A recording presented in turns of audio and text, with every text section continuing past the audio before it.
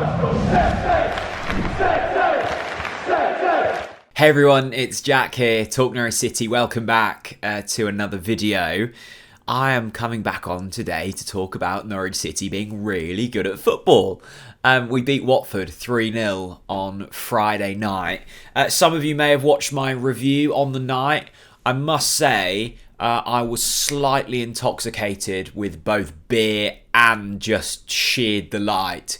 So apologies if I didn't make much sense. I watched it back today and I repeated the same thing about 17 times, I think. But I was excited, I was happy, and I hope you all had a brilliant night too, wherever you were watching it, whether you were at the ground or at home or at the pub. I hope you found fun and enjoyment out of that performance. We rarely get performances that you kind of just giggle at because you feel so giddy.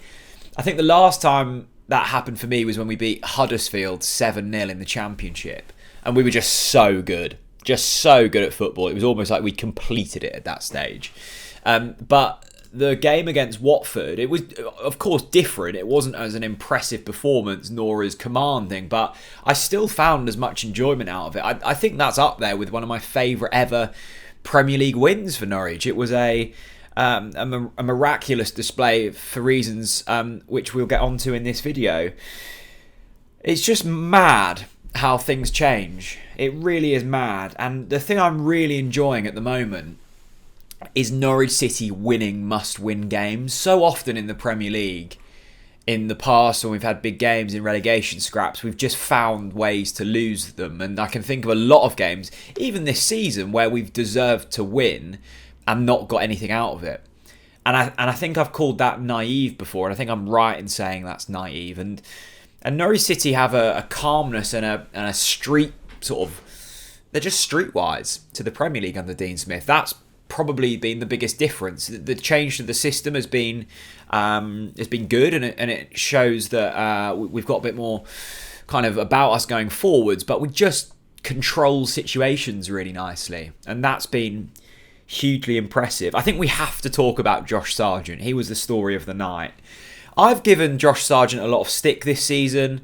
I think some of it has been justified. Some of it has probably been a little bit harsh because I've just been caught up in the emotion of it all. And Josh Sargent, along with a few others, have been the easy targets because they've had poor performances and they were very expensive. So I've probably taken a bit of anger out on him, and some of it's probably been unwarranted. Some of it has been warranted. Whatever I've said this season, let's just concentrate on last night in isolation. Just brilliant, just fun and enjoyable to watch. I mean, that first goal is just mad, and they're the types of moments that you just remember forever.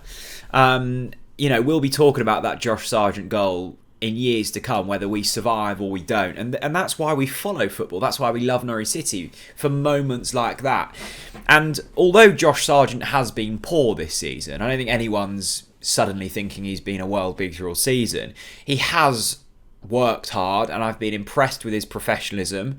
He's never once moaned. He's owned up to it when he's been interviewed, and he just seems like a thoroughly decent chap. He's just he had a kid last week or the week before.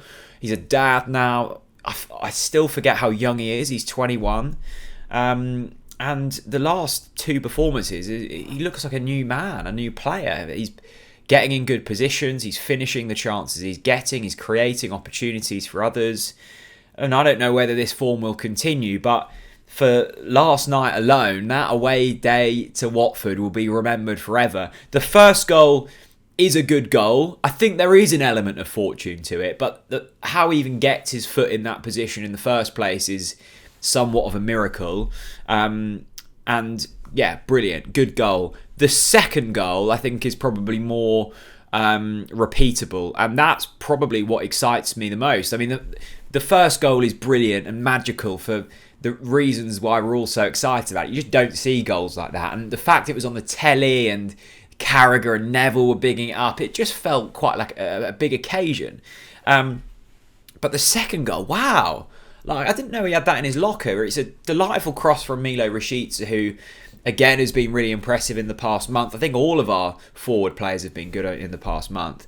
But Sargent just hangs in the air, and he's still got so much to do, even when he connects with the ball. And to get it past the goalkeeper, he's actually a fair way out. He's got to beat the defender, beat the goalkeeper, put it in a really small position. He does it all excellently. It was a proper striker's goal. And that was brilliant. And then, of course, we got the goal late on, very similar to the own goal that Everton scored for us. It was Kutka this time for Watford, who put it into the back of his net.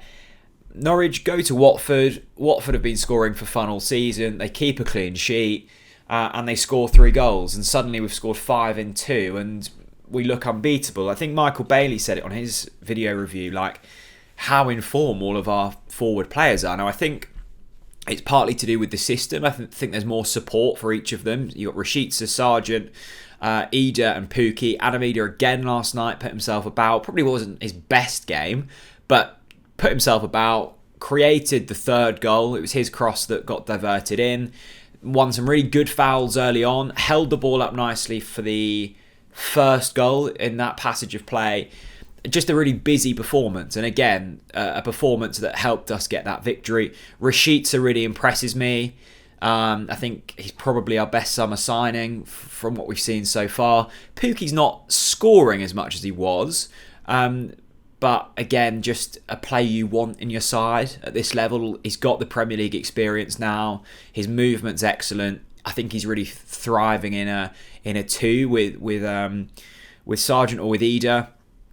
And Sargent, well, who knows if that form will continue, but he's looked good in the last couple of games. It was nice for him to get that kind of assist against Everton, and I thought his performance was his best yet. Incredible to get his 1st goals. It might be the start of something. You don't know. Maybe that's what he needed, just that off the back of his, the weight off his shoulders. I suspect that being a striker in the Premier League for Norwich is incredibly difficult, especially when you're looking for your 1st goals, because chances are few and far between. So for him to get them and get them in an important win is absolutely crucial for him. A quick word on Angus Gunn as well, who kept his clean sheet. The stats that he's conceded, what was it, like 17 goals in his last 3 games or something. He can kind of put them behind him now. I think you can maybe read a bit too much into stats like that. The 3 games were appalling. Some of the goals were his fault, some of them weren't. But I'm really pleased that he got his clean sheet against Watford and will now be in goal for a considerable amount of games, because Tim Krul's out for between a month and 6 weeks, which is a real blow, because Tim's been excellent this season. So well done to Angus.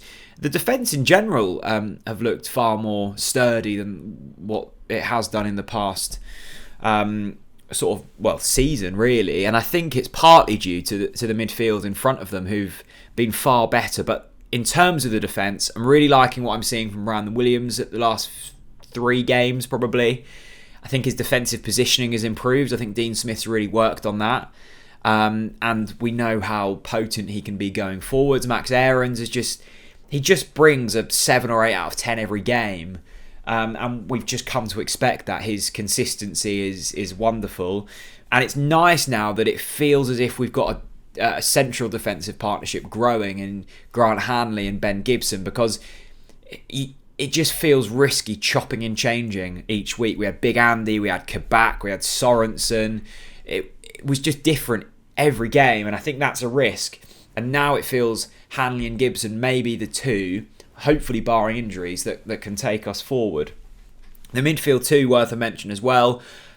I think Kenny McLean is often harshly criticised. I think he has been quite poor this season, to be fair to him, but he's done well to step up to the Premier League, really. I'm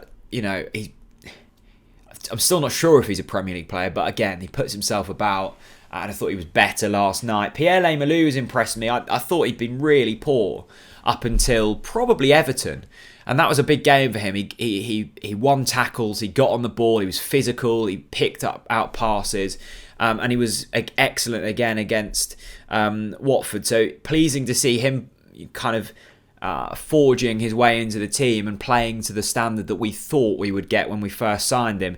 Disappointing to see Jakob Sorensen go off injured, because I thought he was really growing into that role. I'm still not overly sure what his preferred position is. I don't think he's a centre-back. I don't think he's tall enough.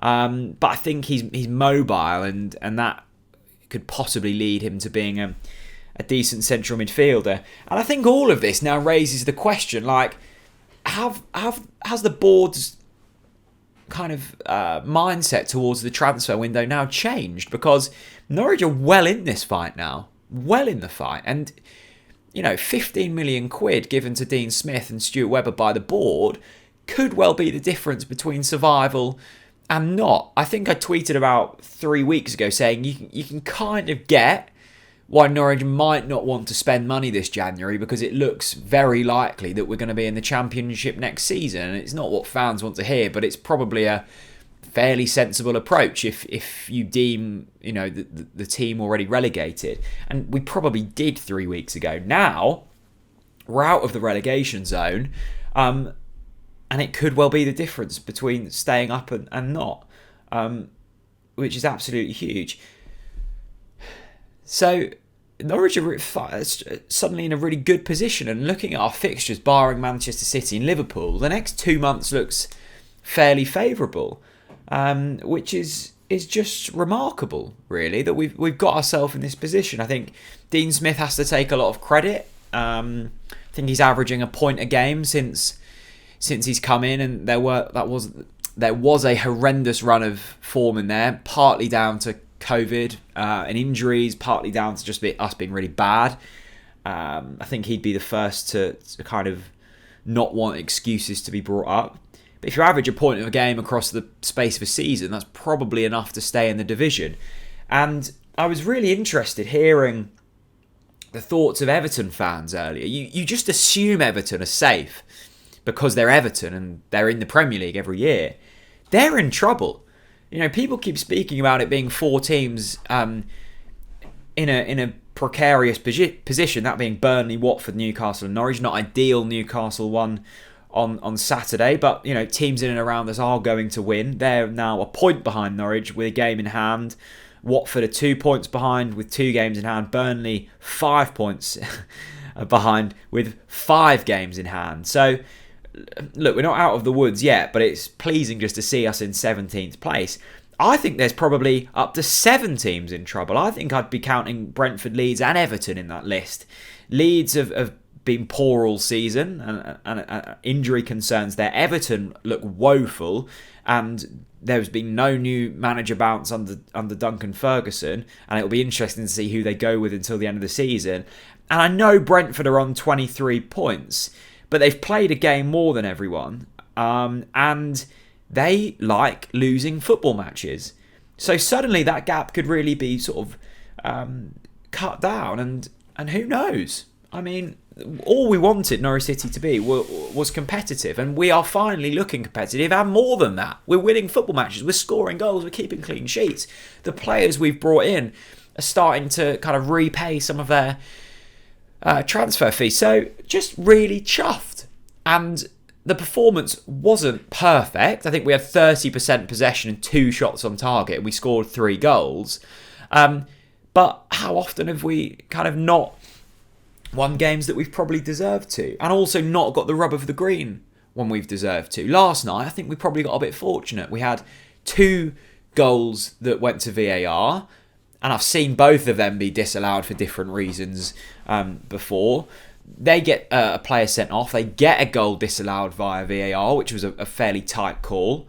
And we get an own goal. Probably makes up for that decision against Manchester United that meant we lost the game. As I say, I'm never a massive fan of getting too caught up with refereeing decisions, because they do seem to even themselves out over the space of a season. I think we're seeing that now. So enjoy this. I had great fun watching Norwich last night, and I rarely say that in the Premier League, so I'm buzzing with that. And I can't wait for to see where we go from here. I think it's a really exciting time, and a journey into the unknown is always exhilarating. So, yeah, buzzing. For now, I might be sad again in a couple of weeks if we get stuffed by Crystal Palace, but we'll wait and see. And just embrace the journey while it's here. Let me know what you thought of the game now that you've reflected on it, watched the Sargent Scorpion kick back, read a couple of reports, listened to your mates down the pub. I'd love to hear from you down in the comment section below. Thank you so much for watching, and I'll see you all again very soon. Bye-bye.